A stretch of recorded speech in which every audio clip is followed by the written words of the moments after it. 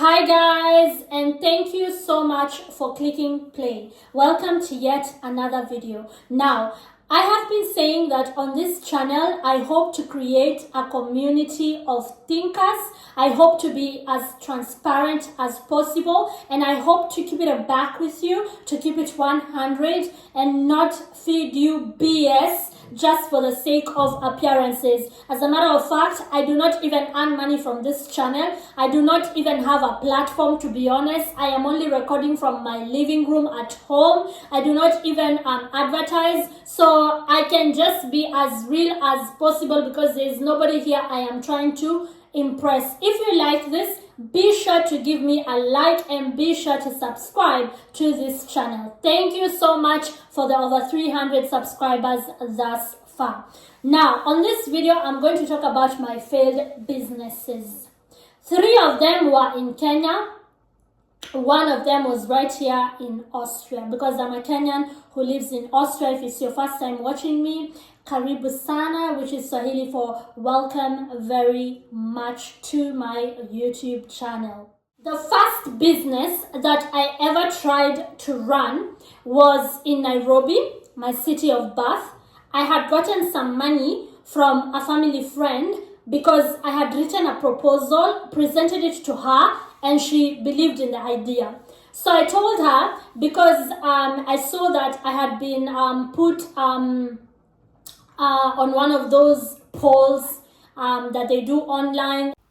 Back then, blogs in Kenya were starting to be quite popular, and they were affiliated to different radio stations, and people would call in to vote on different polls. And on this particular day, there was model of the day competition or whatever. They just took my picture from my Facebook back then, and I won. I was model of the day, and the story was shared online.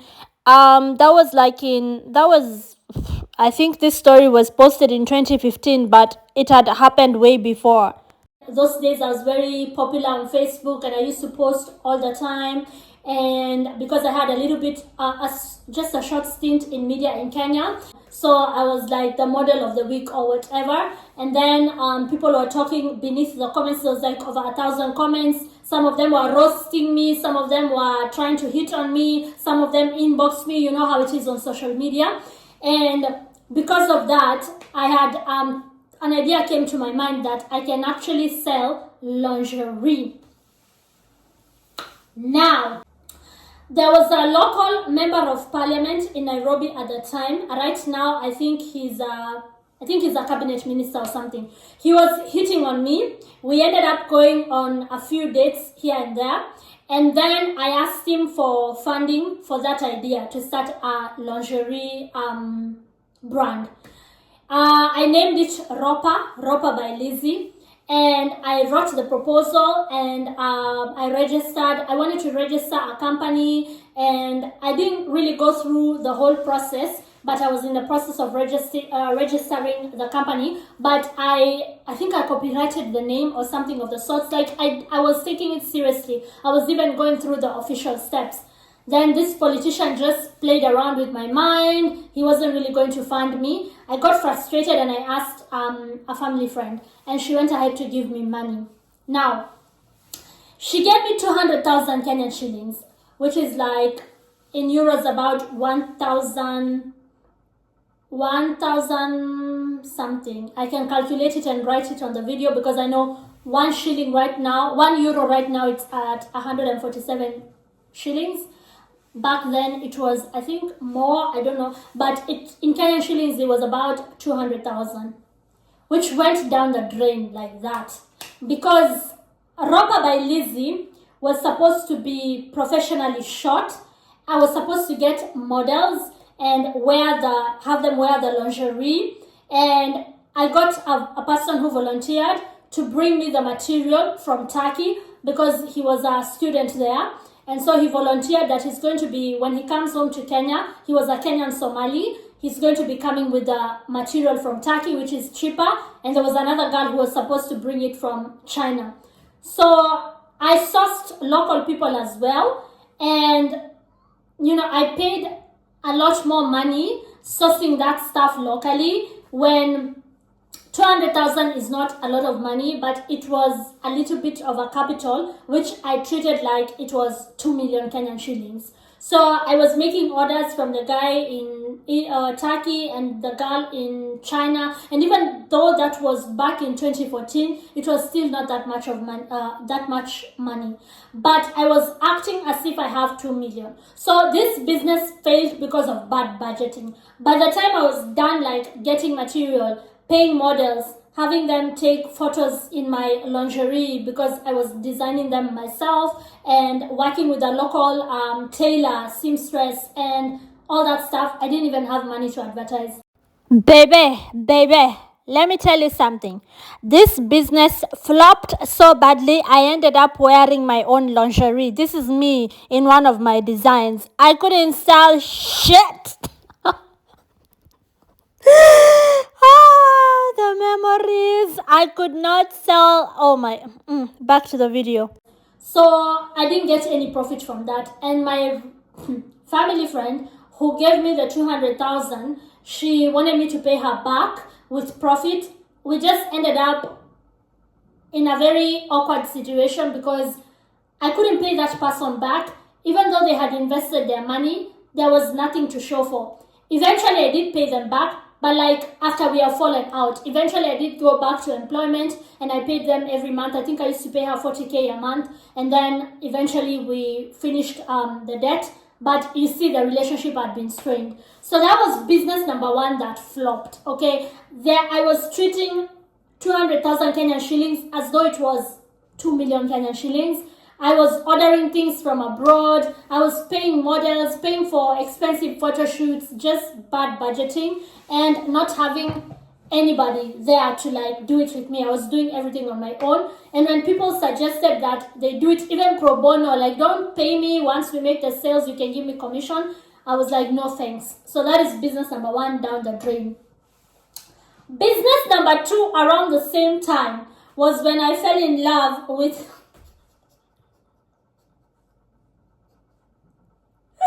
what am I even saying on camera?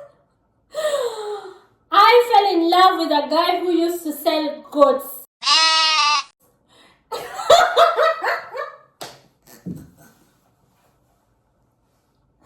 In Kenya we have tribes, and there's a ghetto. It's actually, very lower middle class, called, and I don't say that as shade. I love Nairobi. I love the people of Nairobi. I'm just saying like the area is a low income area. It's called Kiamaiko, in a place called Huruma. And I fell in love with a guy who lived there, who was from a tribe that is very dominant there. They are called the Borana people. So he and I, we had something going on, even though we never had the talk that you're my boyfriend, I'm your girlfriend. But, we had something going on. And he was from that area, Kiamaiko, and he used to sell goats. So he told me during one of our nights out, because we would go out for reggae nights, it's the Eastlands of Nairobi, kwa Janjes, and I was like the working class lady, ameangukia mtoto wa kipedeshe. So he was very lucky to be with like girl and all his friends. He was a Borana. Guruba. Only Kenyans will know what that means. So he he told me to invest in his business, which was to sell goats. And I did that because at the time I was working for a sports betting company. And I had another boyfriend. So I had two boyfriends, this one from the hood, and then I had another boyfriend who was a foreigner, and he was a heavy investor in sports betting in Kenya. He was actually from Bulgaria. I think I've mentioned him in a past video when I talked about him dumping me in the middle of Egypt. So that boyfriend would give me money, and I was also working, and so I would use that money to invest in this goat selling business. So I was double dealing these two guys because I was in love with the ghetto guy, but I also loved the other guy, the guy with the money, but not loved him, kind of like loved him, liked him. And then this one I was loving him. I loved him more. So they didn't know one another, obviously, and obviously their worlds did not collide because one has money, the other one does not have money. I don't advocate for that, ladies, don't do that, but I'm just keeping it 100 here. So I invested in that business of goats, and when the relationship ended, it ended with all my money and all the goats were eaten. Like we had to just throw a party and eat the goats, because when the relationship went down the drain, my money went down the drain with it. So that's another failed business that I tried as a goat seller, as a business lady who sells goats. I had even printed out cards. Ukitaka mbuzi, unanipigia simu, zinaletwa na lori kutoka kia Michael. Basically, that is Swahili for like, if you wanted goats, I would just give you a card and you call like people who have functions, weddings, whatever, parties. There's a lot of people in Kenya have a lot of goat slaughtering functions, You call me up and I hook you up with a lorry of goats.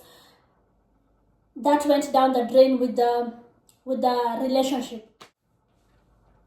The third business which I tried in Kenya and it failed miserably was in production, TV production. So registering a company, registering a few writers here and there to help me write a few scripts so we can go on to sell those scripts to TV stations, having events here and there. It did not work out, and that one I won't blame myself so much because I put a lot of effort in it. I will say there was a lot of gatekeepers at the time in Nairobi, Kenya, where the film industry was concerned. And then the other business that I tried to do was right here in Austria. I think I'll share more of that on a different video because my hubby is still angry with me because, obviously it was his money which I risked, which is not funny, but I now want to talk about the lessons that I learned. I learned that some of us are meant to be employed. That is lesson number one. Not everybody is a business person. And because I'm not a narcissist, I am willing to say that I am poor in business. Or maybe I have not gotten the right business for me. You have to be humble enough to know that there are things you will be good at and there are things you will not be good at. For instance, I know I'm a social genius. When it comes to social engineering, networking, I know that I used to close deals when I was working in Kenya in corporate. I used to close deals like a nonsense, like a mother. What?